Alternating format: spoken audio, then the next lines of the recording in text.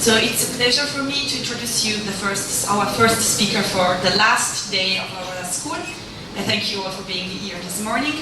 And the speaker is Francesco Guala from the University of Milan. He is associate professor there and he is a philosophy of economics.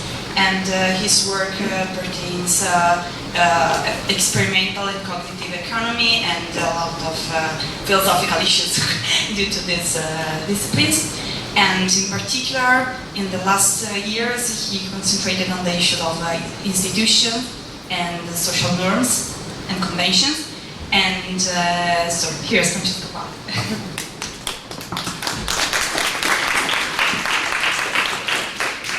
Thank you for the presentation and especially for the invitation.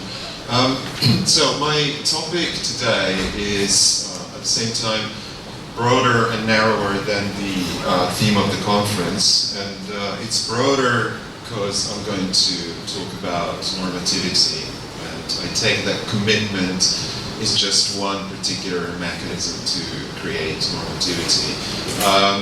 But at the same time, I'm going to focus especially on the normativity of institutions. So why institutions? Well, Silvia already said that I've been working on that for some time now, and there's a book coming out hopefully soon at some stage. In the book, to be honest, I don't say very much about normativity, and so what I'm going to present today is a series of barely coherent thoughts about normativity of institutions that follow from some of the things that I've been doing recently.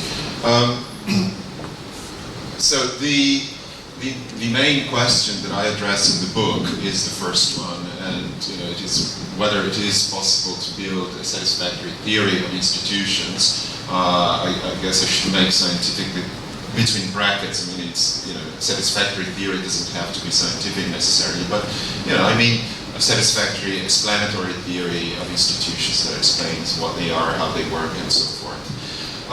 But once you address that first question, there are other natural questions that come up in the course of answering that question, and questions that have to do with normativity, like would such a theory be able to account for normativity?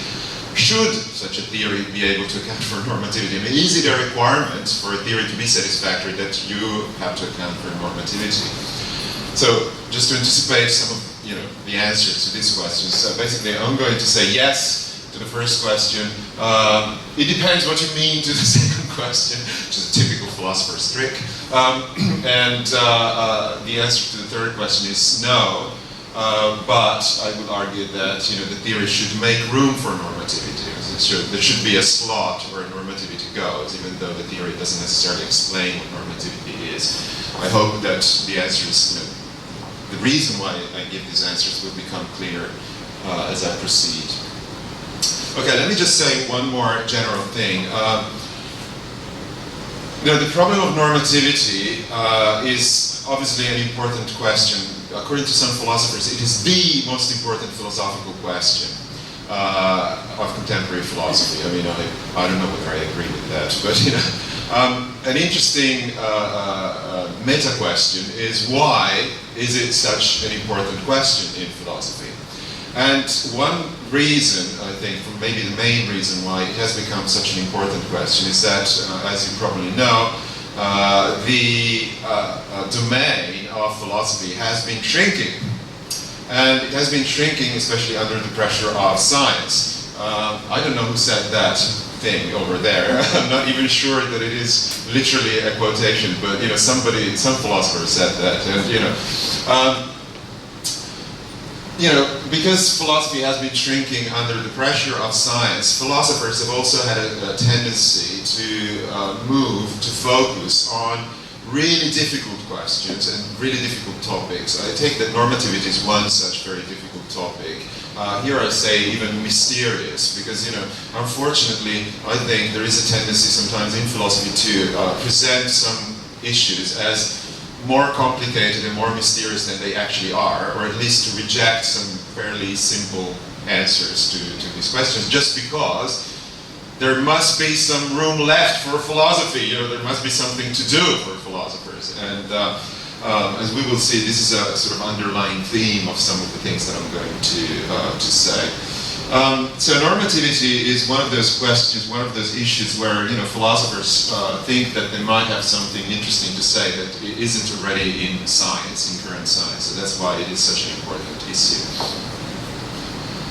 Okay, so here's a classic argument, a sort of transcendental argument that you find very often in many areas of philosophy, but especially in the philosophy of social science and the philosophy and social ontology.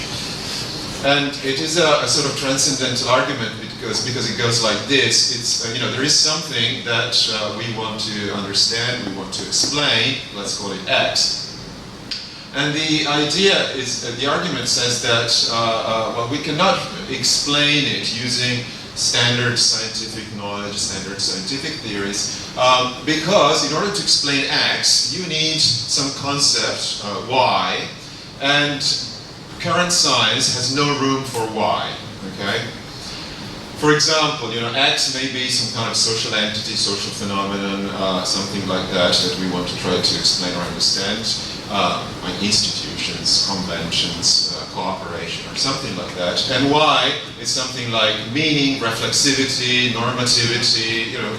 And the idea is that current science cannot explain X because it doesn't have room for Y, okay? Y doesn't appear or is not adequately accounted for in current scientific theories. This is an argument that has to be used with care, because if you don't, you may say embarrassing things. So I'm not going to read all this, but just to give you the gist of it. I mean, there are, for example, some philosophers, famous philosophers, who go around the world and write in their books, you know, saying and writing their books that, for example, scientists cannot explain money because there is no room for reflexive beliefs in their scientific theories. And to make claims like this is very, very embarrassing. I mean, these are very silly claims. I mean, you know, obviously, you know, ask any economist and they will tell you that, of course, you know, reflexive beliefs or mutual beliefs are crucial to understand and to explain what money is, okay? And just because, you know, these famous philosophers in the 1950s didn't hear anything about reflexive or mutual beliefs in their lectures in Oxford, doesn't mean that science, current science, has no room for it.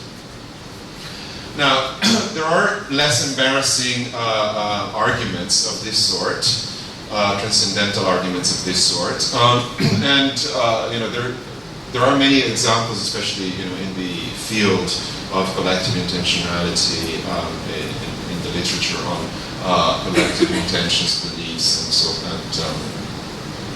so forth. So, for example, here is Tuomela.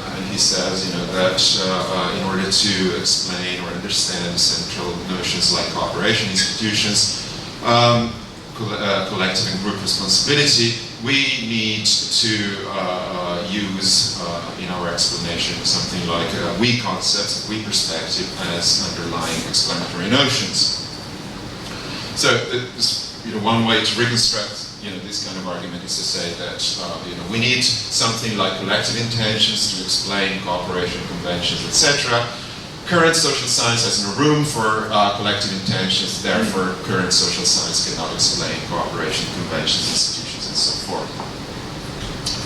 So, I mean, you know, one can sort of, you know, tackle this kind of argument at different levels. One question obviously has to do with with the second premise. And here is, you know, we know very well all these kind of arguments, so I'm going to go quickly here, okay, because I think we're all familiar with this kind of arguments.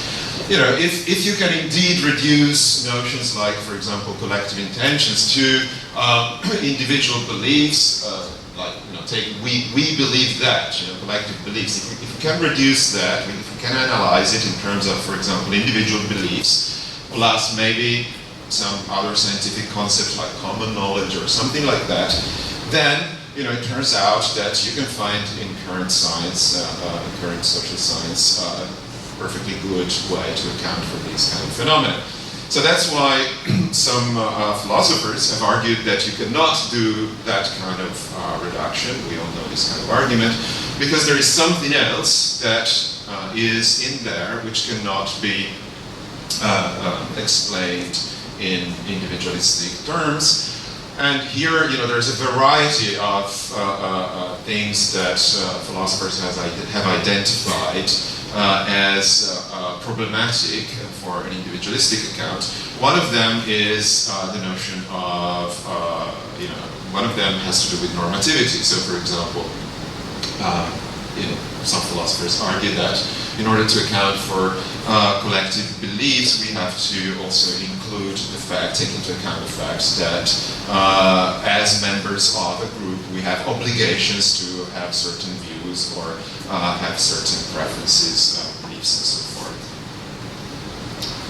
Okay, here are some quotations. Again, I think we're familiar with this. So, for example, social conventions imply the existence of quasi-agreements, and the link is a conceptual one. Here is Searle again. He puts it in terms of deontic powers, and he used to argue that he doesn't do that all the time now, but in some places he still says that institutional facts require or imply the existence of deontic powers. Okay, so faced with this kind of claims, there are various questions that we can ask, and one of them has to do with the necessity claim. So, is it true that normativity is necessary to account for institutions, conventions, cooperation, what have you? First question. The second question is, can social science account for this normativity if it is indeed a necessary element? So let's start with the first claim, or first question. Is normativity necessary? I'm going to focus on institutions mainly because, as I said, that's what I have been working on mostly recently. Okay, so it seems that the argument from collective intentions is not very plausible, or so I will argue. It's not a particularly original argument, but it's not very plausible. So if you try to argue that institutions are intrinsically normative because they require collective intentions, and collective intentions require have an intrinsic normative element, then you're going to run into some difficulties and some counter examples. This is just a very simple counter example. I could have picked many, but if you read Nelson Mandela's biography, The Road to Freedom, you will find a number of examples of institutions or elements of the institutions of apartheid, which are quite difficult to account for in terms of collective intentions. So, for example, the infamous racist convention of calling adult black males boy, and to require that they call white adult males sir. Okay, that's a racist convention, a racist institution, and it is normative in a way. And I'm going to say a little bit more about what kind of normativity this is, in the sense that people were expected to follow the convention and were punished if they didn't follow the convention. But it's pretty difficult to argue that the convention was based on some kind of pact or collective agreement. And in fact, the whole point of these racist conventions or institutions was to undermine the notion of a collective. Okay? There's us and there's them. We are not part of the same social group. Okay? Nevertheless, these are institutions. And in fact, faced with these kind of examples, I mean, some philosophers have retracted their stronger claims that they made some time ago. So, for example, now Searle claims that we have institutions that are recognized as bad institutions, at least by some of the people who belong to the society, to the social group. And he says this shows that there are some forms of collective intentionality which are reducible to intentionality plus mutual belief, which pretty much brings us back to the days of Tuomela and Miller, which is where we all started from, I guess, some time ago. Okay? So, as I said, if you are trying to build an argument about the necessity of normativity in the sense of agreements for institutions via this route, you're going to face some problems of this sort. So I guess a general moral of the whole talk is beware of transcendental arguments, okay? When we make claims about necessity, we always must be rather careful. And philosophers make often claims about necessity, and we must be careful about these claims. This is Stephen Turner in a recent book, which I very much advise everyone to read. It's a really good book, I think, on normativity and on the kind of standard strategies that philosophers use to argue about normativity. I mean, the gist of Turner's claim is that we must be careful with these kind of transcendental arguments because very often there are alternative accounts of the phenomena that we are trying to explain, and we often, philosophers often just overlook these alternative accounts, sometimes with various justifications. Okay? But as long as there are alternative accounts, we should take alternative accounts seriously. So let me just give you very quickly a sketch of a standard social science account of institutions. This sketch is a sanitized version. That's why philosophers are needed, to clean what social scientists say. It's a sanitized version of a conception of institutions that is implicit in the work of many social scientists, like Douglas North or Avner Greif and other famous sociologists and political scientists.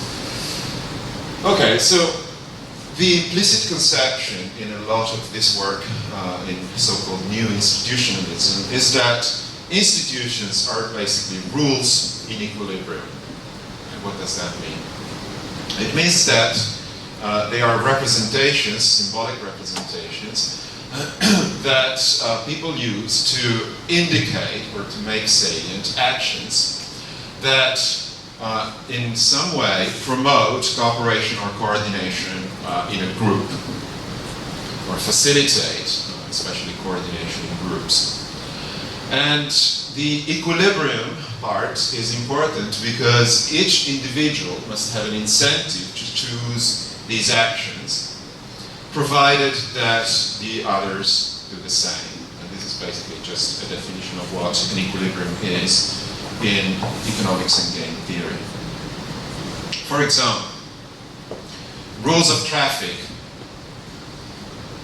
I don't know why, when I created the PDF, some vowels disappeared, so I apologize for that.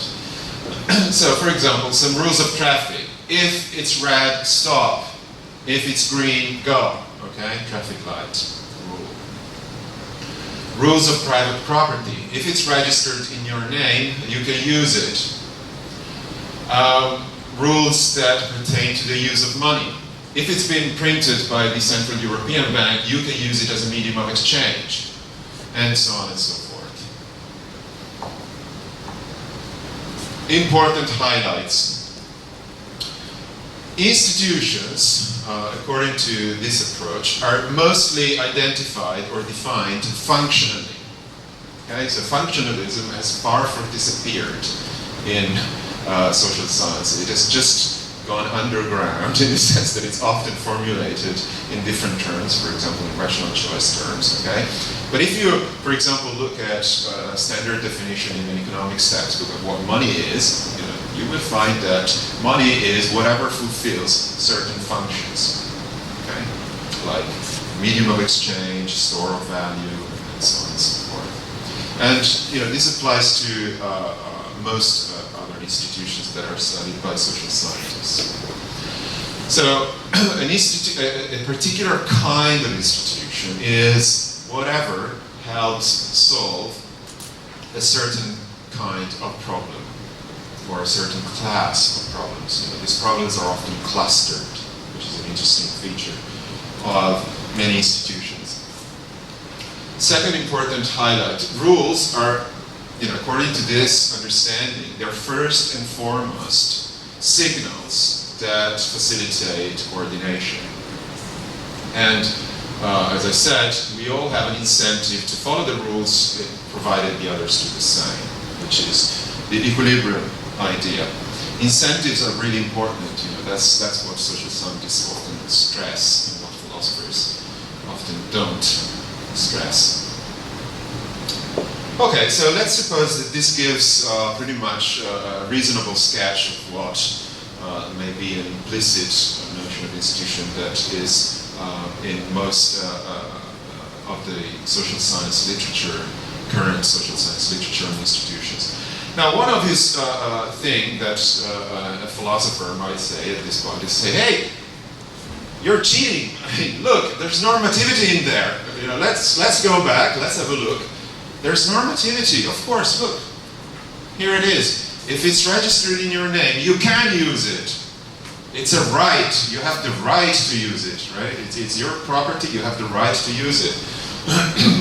Similarly for money and for other institutions. I mean, you could say, well, even the first one, it's not just, it's not just a signal, like if red stop, if green goes. You have to stop. You have to go only if it's green. If you don't stop when it's red, you're doing something wrong. And that's right. It's correct. Okay, there is normativity in that.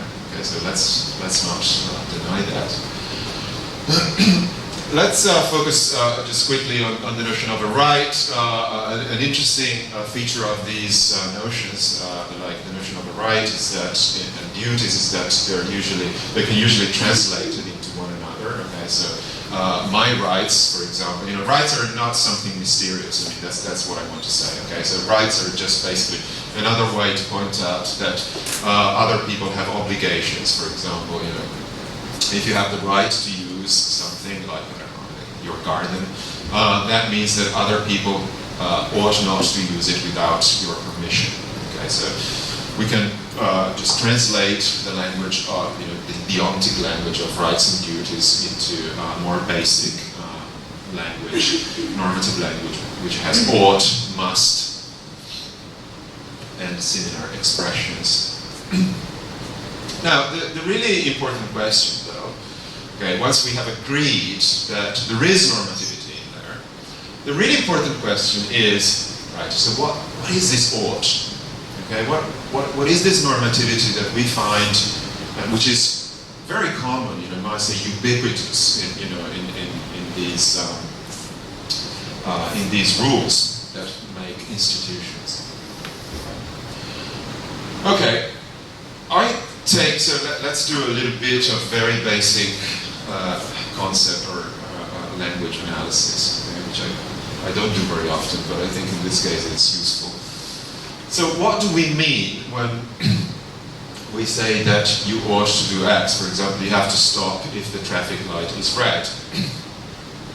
Well, I guess that a basic notion of this kind is that you ought to do X means I expect you to do X, even if you have reasons to do otherwise. Okay, that's a basic understanding. And the idea is that the normativity that is expressed by this ought is meant to trump certain reasons, okay, that you might have for not doing that thing. And in particular, if you look at social institutions, typically the ought of social institutions is meant to trump selfish reasons. Okay? That's a fundamental class of reasons that norms are supposed to trump. So why do we need that? I mean, what is the function of that? I told you earlier that if you look at social science understanding of institutions, it is fundamentally functionalist understanding of institutions. Okay? And institutions have certain functions.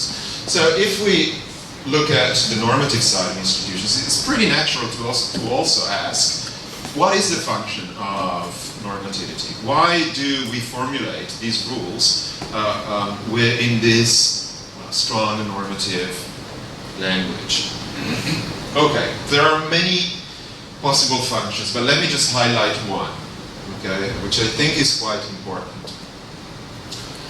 Okay, I don't know how many of you are familiar with this kind of representation. I mean, this is a simple game theoretic representation of a simple interaction which, for example, it may be the interaction of two people at a crossroad. Okay, two cars approaching a crossroad, and they have to decide who's going to go first. And if we assume that there is some signal, like a traffic light or maybe just a sign, that indicates who is going to go and who is going to stop, then there is a certain equilibrium there, okay, which says, well, you should go first, and I should stop, okay. Because, for example, the traffic light is red.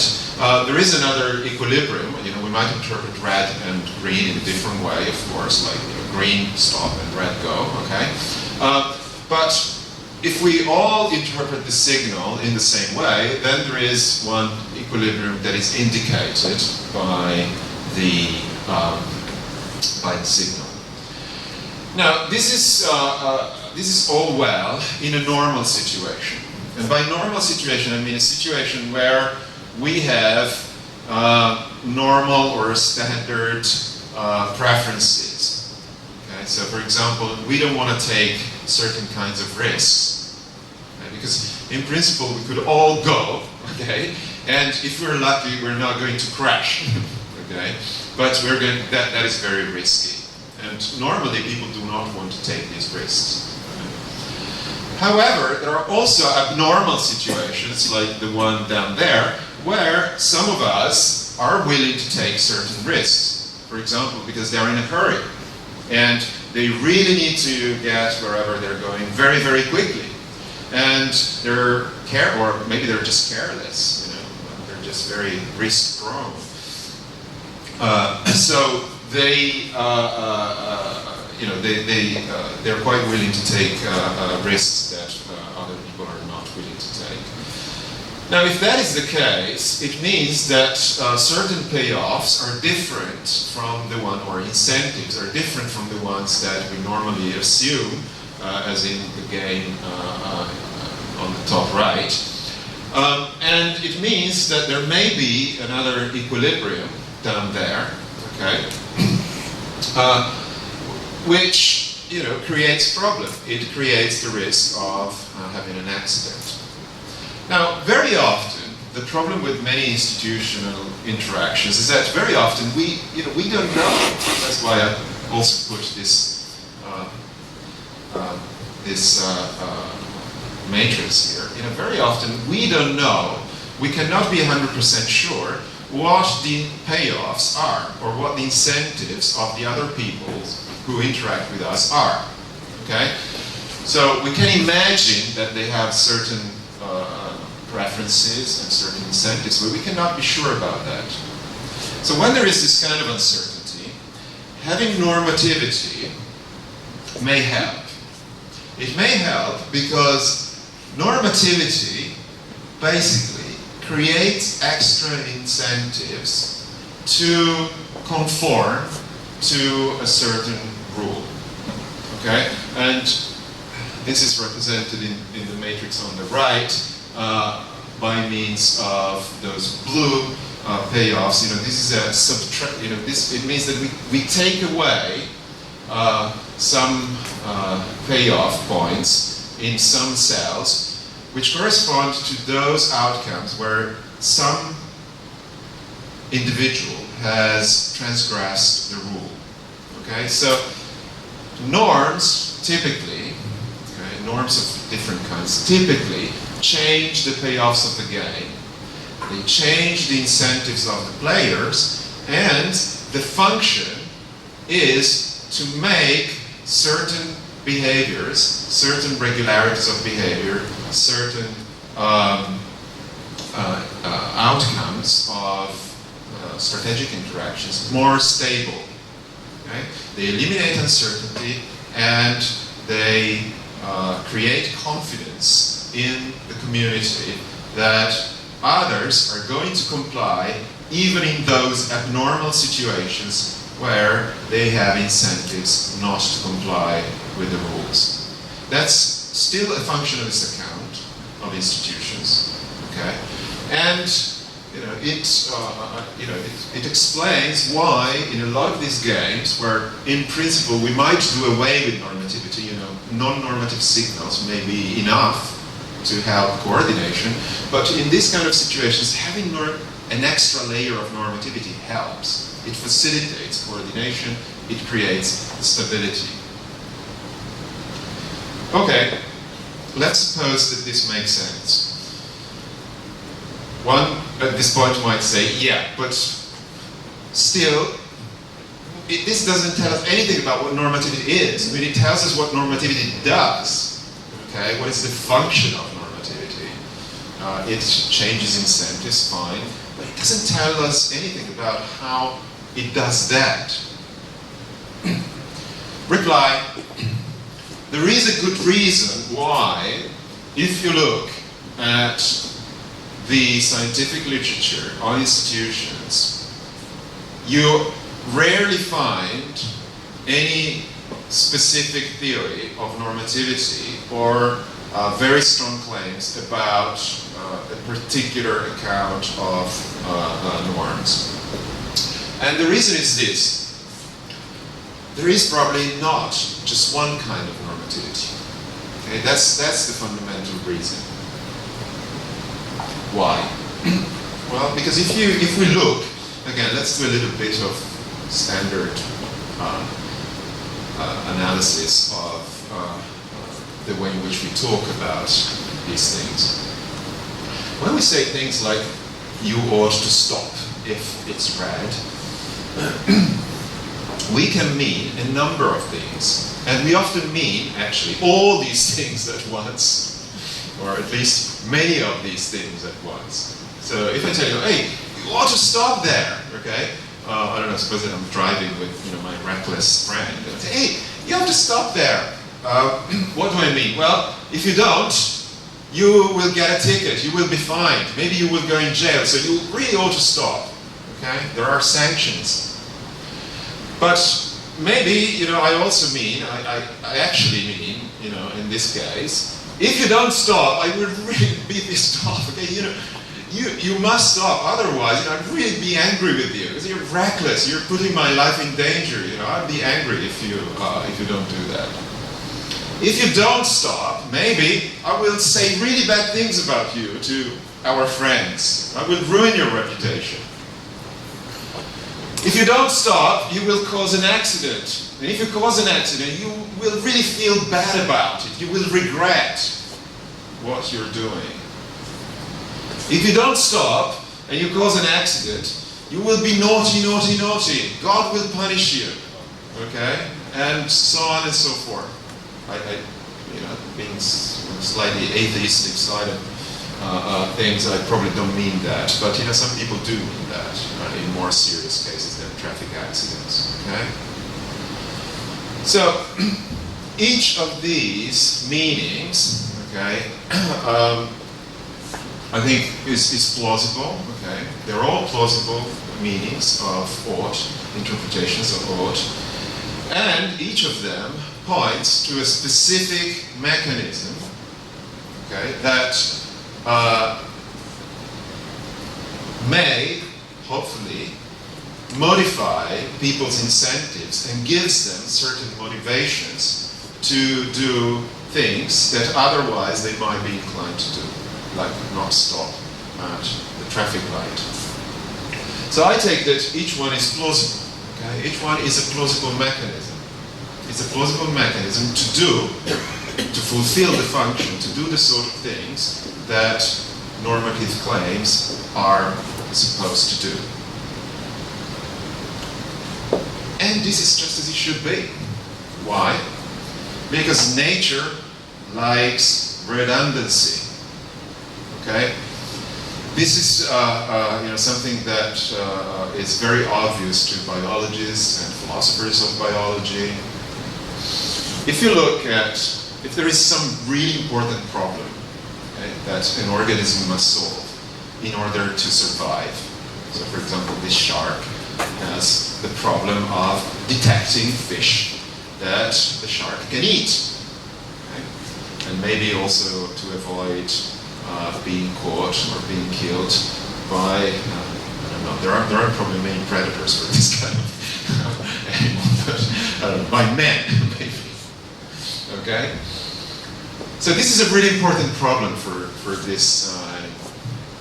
And it's not surprising that nature has endowed this organism with many different mechanisms or many different means to solve that problem.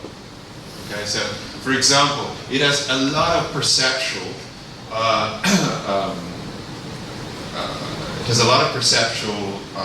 apparatuses and organs that allow the shark to detect what is going on in the environment. Okay, the shark can smell, apparently, can see, can hear, it can measure the temperature of water via his skin. It can taste, it can do a number of things. And all these things are extremely important for its survival. So the analogy is quite obvious. Right? So sociality is extremely important for us. We are the most social animal on Earth. Cooperation and coordination are crucial for our survival as a species. So it is not surprising that nature, evolution, maybe cultural evolution, has endowed Homo sapiens with a variety of mechanisms that help improve coordination, cooperation, and sociality. It would be really surprising if there was just one mechanism to do that. There are many, and that's helpful, and that's how it should be. So, some concluding thoughts. Philosophers disagree about normativity, and there is a good reason why they disagree, because normativity is not one thing. Normativity is many things. Now, of course, we know that there's a trick, right, in philosophy, and the trick is to say, hey, your normativity is not true normativity. My normativity is the only true, genuine normativity. Okay? I don't know. I mean, maybe there is something like true normativity or something like that.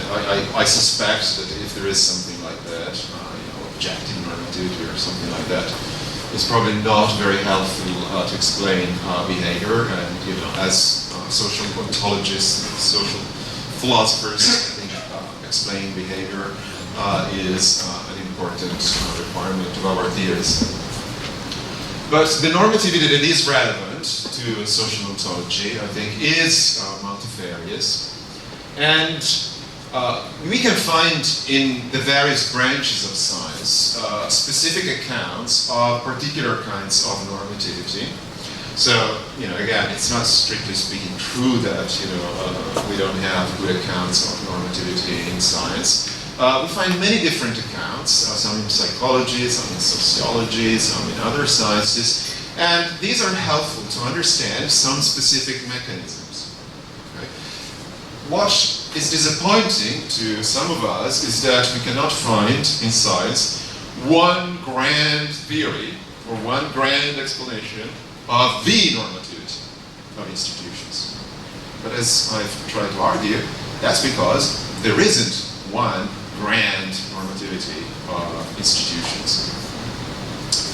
So, to conclude, social ontology and philosophy, I think, should concentrate on finding accounts of central notions like institutions, conventions, and cooperation that make room for normativity, in the sense that make room for all these various mechanisms that help us coordinate and cooperate in our everyday life. But we should not make a bigger deal than it actually is. I mean, we shouldn't look for the ultimate grand theory, and we shouldn't especially build social ontology on one particular mechanism. Okay? This is also very common in philosophy. Some philosopher finds some very interesting mechanism and normative kind of normativity, and then builds a whole theory of society about it. I think that's exactly the wrong way around. Okay? Because usually you end up with a theory, a social ontology, which is too narrow, which doesn't account for a lot of social institutions, social phenomena, social entities that are out there. Okay, some further readings.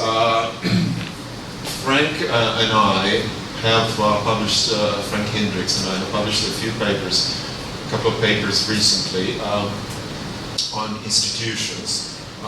This one, the first one, is the one that has some stuff about normativity, not as much stuff as I've been talking about today, but some.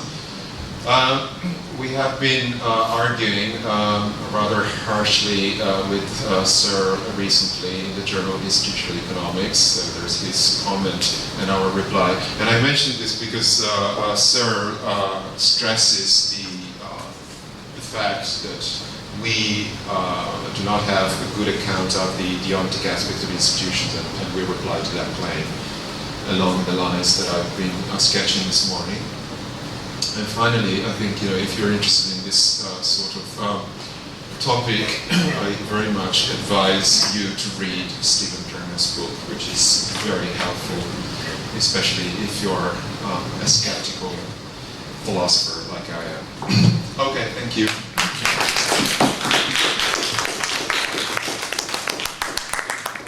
A lot of questions. Point first. Yes.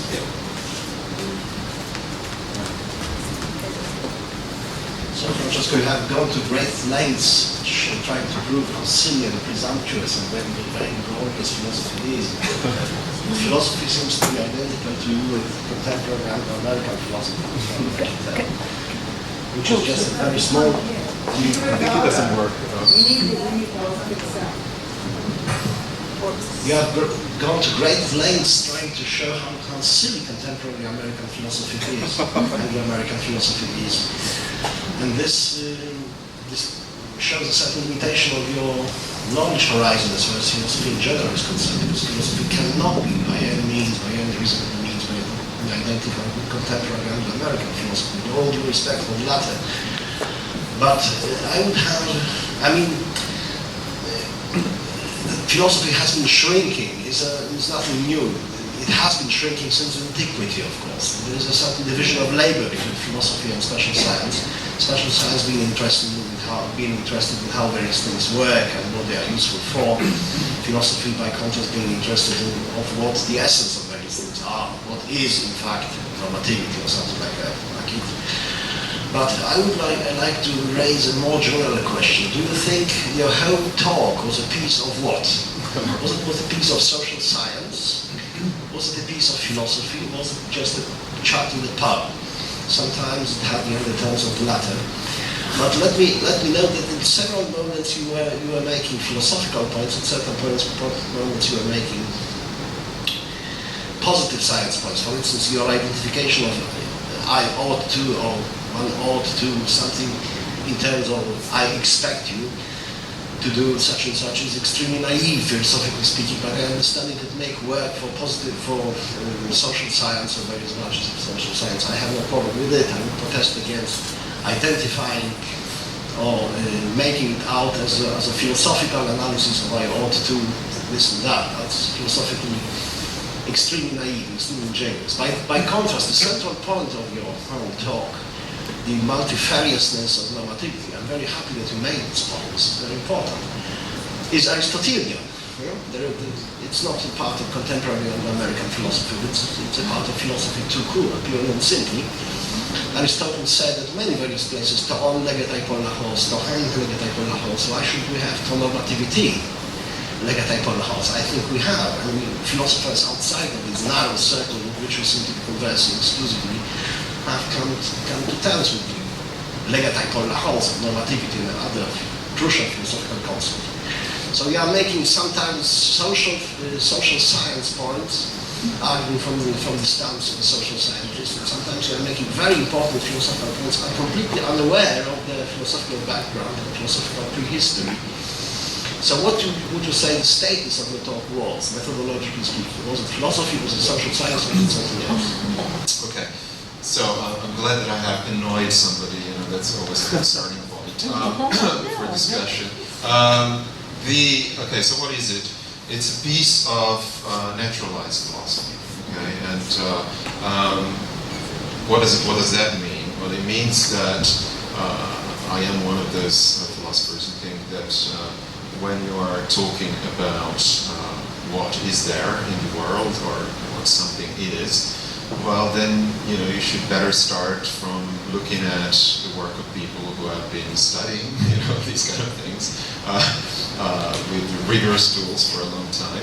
And as I said at the beginning, just to clarify, I said at the beginning, my topic is relatively narrow in the sense that I have been, I am interested mainly in the normativity of institutions, okay? So when I give that account of institutions, what I'm saying is that this is what, you find in our best social science, okay? And I think before we start theorizing from some other standpoint, we should take that seriously. That's it. That's all I'm saying. That is not supposed to be an analysis of normativity in general.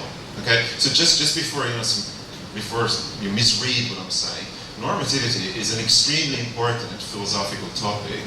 And if you're a moral philosopher, for example, that's central. It's absolutely crucial. Okay.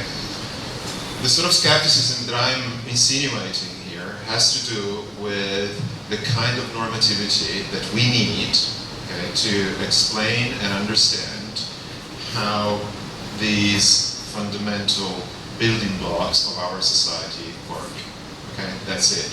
So clearly, I haven't tried to give you a general analysis of ought statements in general. There are many different ought statements that are very different from the ones that I have discussed today. So it was philosophy. Yeah, it was philosophy. I'm sorry, since we have plenty of questions, please, short question, Glenda first. Please be short your questions. So I also want to ask you about some sort of methodology of the talks, I would say. So on the one hand, you are claiming that many philosophers presuppose or assume that normativity is only one thing and it should have only one explanation, and you sort of argued for the idea that perhaps this is not just one thing, one phenomenon, and it requires a pluralistic approach. And I was very happy until that point, but now it seems that all the normativity that is important for institutions should be accounted for following just one method, and committing to the idea that there's going to be functional explanation or mechanisms. Now, I see in these two claims a kind of tension, at least in attitude. It seems to me that one could be still be doing naturalistic philosophy, but being open to the idea that one might require different methods in order to understand these different forms of normativity, especially if we might just not know so far how these different forms of normativity work. And we don't know that a priori. So myself, I tend to have a more, what I call a relaxed approach to naturalism as opposed to strict, which means that there are methods in different sciences that might be of use to describing this, and they need not, unless one already presupposes that we reduce to just one kind, as I think you are doing or were doing on parts of your talk. Okay, so yeah, very quickly. I mean, I basically agree with what you just said, and I guess I was trying to draw a contrast that was as clear as possible between different ways of approaching this problem. And the approach that I'm sort of arguing against, or about which I'm skeptical, is the approach of somebody who has some really interesting theory about what normativity is, builds on this theory a sort of account of what the social world is, and then usually there's trouble at that point because there are all sort of things that kind of don't fit. Okay, so the approach that I'm advocating is to work the other way around. So start from some general view or some theory that is as general as possible about sociology, what society is, what institutions are, and then trying to find what is the place of, for example, normative claims, normative rules, etc., within that framework. And you are totally right. I mean, this leaves a lot of room for different methods to then find out exactly how these mechanisms work, what are the different kinds of normativity and so forth. And I don't think there is one special way to do it. I mean, this is very much up for grabs, and normativity is fascinating because we don't know that much about it actually. So there are different ways to do it, certainly. Yeah, I'd also like to comment on your discussion of the meanings of normativity. So I agree that there's not just one kind of normativity, but many, and indeed there are many different sources of normativity, from moral to legal to social and so on, and each of them can come in a variety of different forms. But it seemed to me that when you gave your illustration of the different meanings of normativity, you described them in terms of associated sanctions. And I think that it's actually quite important conceptually to distinguish between normativity and associated sanctions, because it is a remarkable achievement, cognitive achievement, that we humans can engage in normative reasoning and the use of normative language quite independently of the issue of associated sanctions or the issue of how this might transform material incentives. I mean, it's entirely intelligible to us that you ought to do X, even if doing the opposite is something that you are materially incentivized to do, or even if it has absolutely no consequences. And that, I think, raises a question of whether the existing, let's say, orthodox game theoretic approach without further modifications is actually a framework that can account for that. It runs the risk of trying to make sense of normativity primarily in terms of transformation of payoffs, when I think that might not do justice to the cognitive phenomenon of normative reasoning. Yeah, thanks. So there should be a slot, I agree with you, there should be a slot where, with something like this, you ought to do that, for example, because there are good reasons to do that, and that's quite independent of any punishments or sanctions and so forth. I will add that. Let me just say something about your last question. So, is there room for it? Of course, there is room for this in standard social science, as has been demonstrated by great philosophers like Christian List. Because, as you show, for example, in some of your work,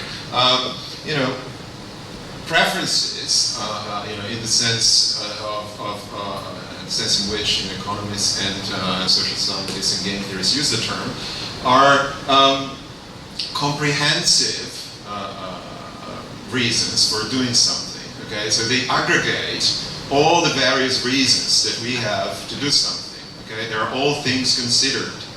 So if, one of the reasons that you have for doing or not doing something doesn't have anything to do with punishment, or, maybe it just has to do with the fact that, you think that it's immoral to do something, even if, nobody's going to see you, nobody's going to punish you. Well, that's still a reason that is going to end up in the calculation of your incentives, okay? So that's it. I mean, obviously we all know that, this makes, the theory of rational choice fairly weak, in the sense that all the interesting work is in unpacking what goes into these incentives and these payoffs, okay? But as you can see, the work that these reasons do is still the same. They override, they trump, for example, selfish reasons, to do something, I think I shouldn't steal because it's immoral, and I have reasons to think that stealing in this case would be immoral, and that's enough for me, even if nobody's going to punish me. Okay, so We have 5 minutes and 4 questions, so please be really, really quick. Roberta? Yes, thank you for this provocative and very clarifying talk. Just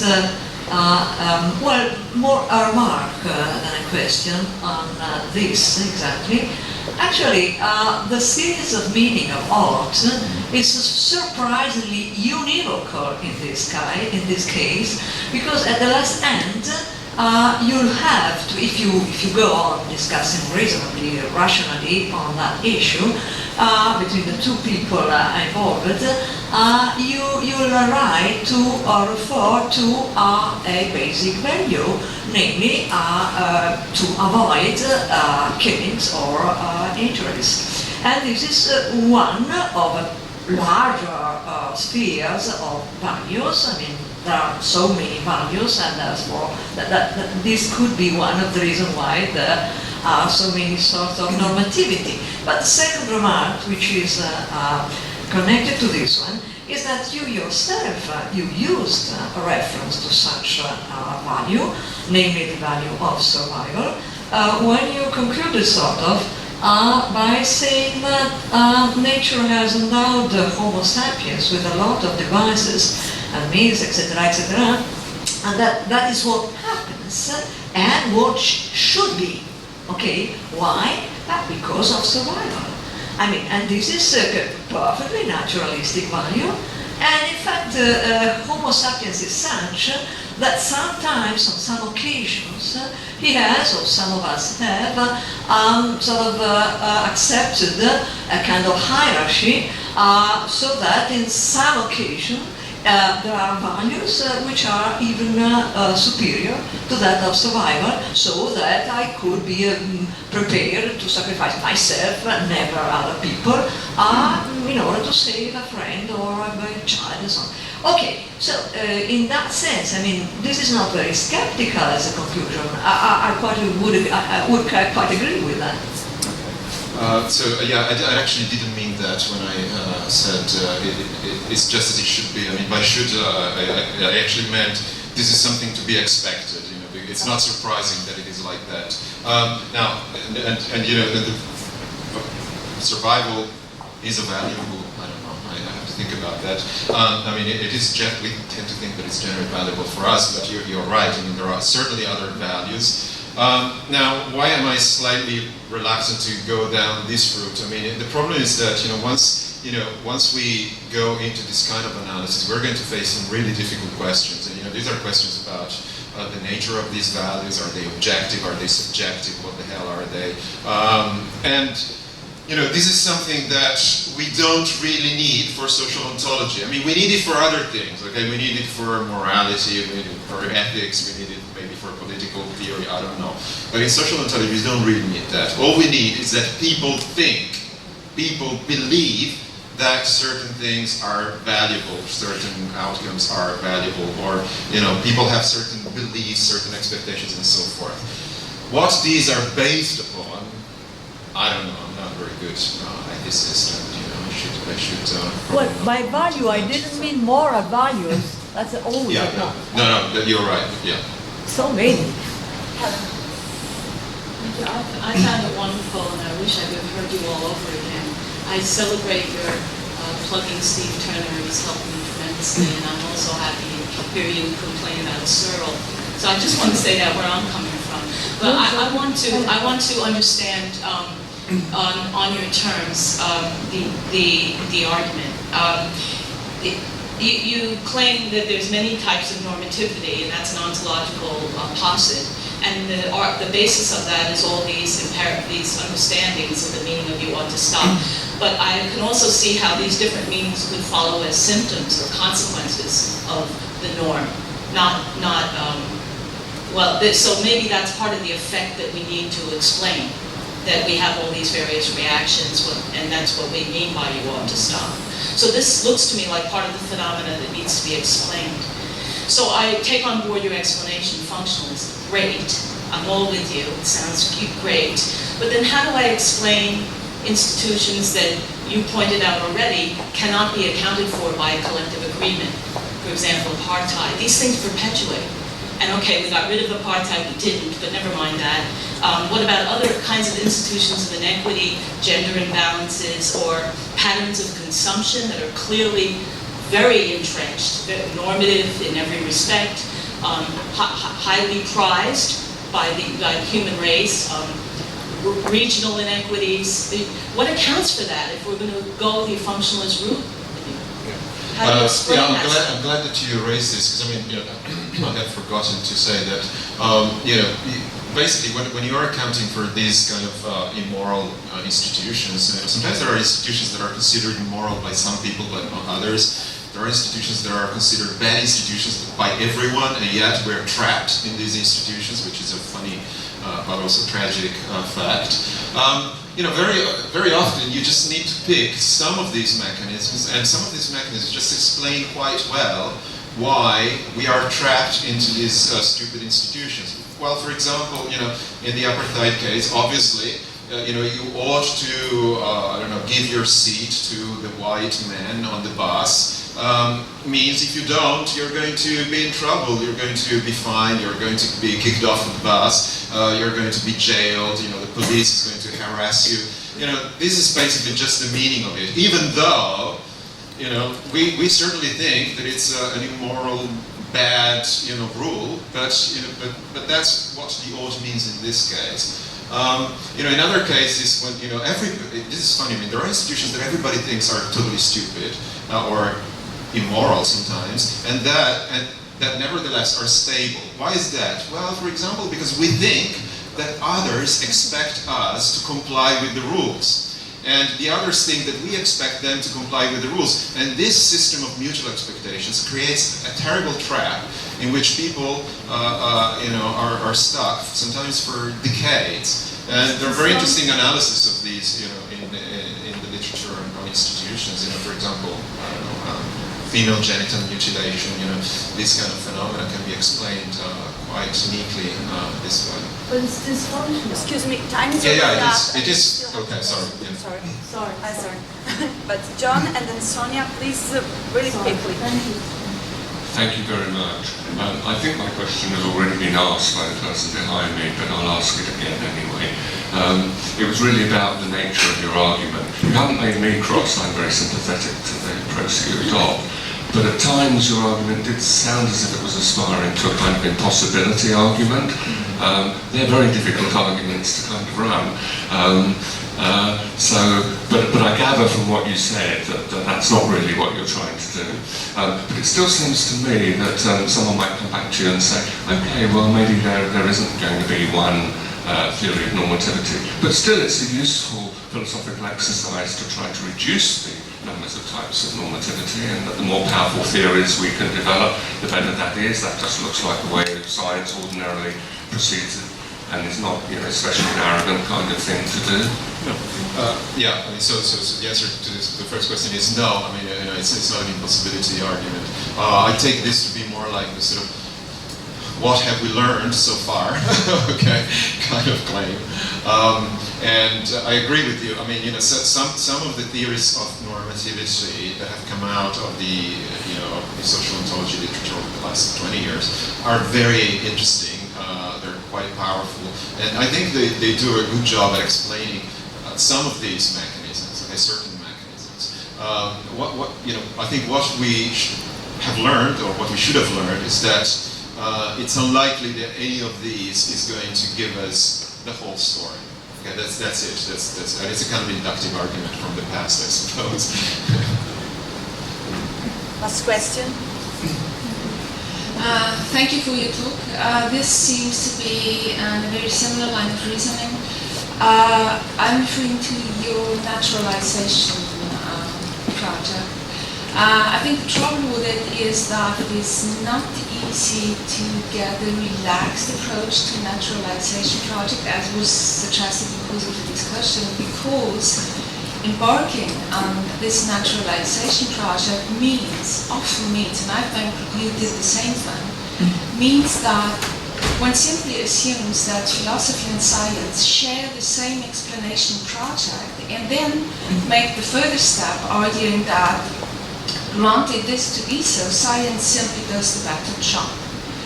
But this assumption is very problematic and would be rejected by many philosophers. I would reject it radically.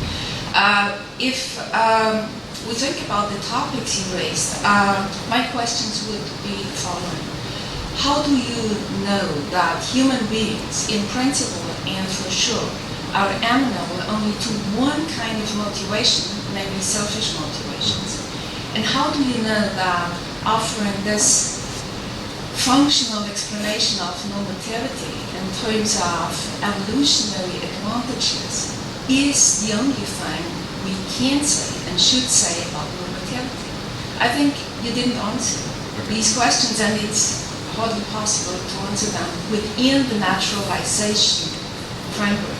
I agree that it's impossible to answer the first question, because I've never said that human beings only have one motive. And in fact, the only thing that I've said is that there are situations when people have selfish motives, and these selfish motives clash with other social motives. Okay, that's all I said. I've never said that that's the only motive that people have, and even just by looking at this, we can see that there are many possible reasons why people do the things that they do. So that's, I think, not particularly problematic as far as I'm concerned. Regarding the evolution, the evolutionary argument, I'm not really very keen on using evolutionary arguments too much. I think they are sometimes useful. They're often misleading, and the only thing, the reason why I use the analogy with the shark, okay, is that in the particular case of institutions, okay, there's quite a big tradition of studying the history of institutions, how they evolve, and so forth, and the fact that there are institutions in general. Okay, all human beings have institutions, and the fact that some of these institutions are pretty ubiquitous, makes us think that they probably do have a function. They need not be optimal. So this is just to come back to your previous question. Okay, they do not need to be optimal, but they have to solve certain problems, which means that we would be worse off if they didn't exist. But that doesn't mean that there isn't a better alternative. There often are, indeed almost always there are better alternatives, it's just that we don't know about it, okay? So, but that's all that the evolutionary argument is supposed to do, so it's a kind of, strategy, but I don't want to put all my money in it, definitely.